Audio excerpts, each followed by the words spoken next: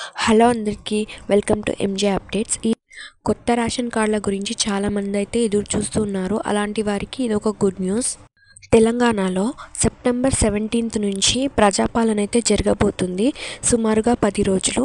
ఆ టైంలో ఈ రేషన్ కార్డు కోసం అయితే దరఖాస్తులు అయితే చేసుకోవచ్చు. ఈ రేషన్ కార్డుల కోసం అయితే ఖచ్చితంగా ఆధార్ కార్డ్ అయితే కావాలి. అలాగే ఎవరైనా కొత్తగా మ్యారేజ్ అయి ఉంటే వాళ్ళు కొత్త రేషన్ కార్డుల కోసం అప్లై చేస్తూ ఉంటే అలాంటి వాళ్ళైతే ఖచ్చితంగా మ్యారేజ్ సర్టిఫికేట్ అయితే రెడీ చేసుకోవాలి.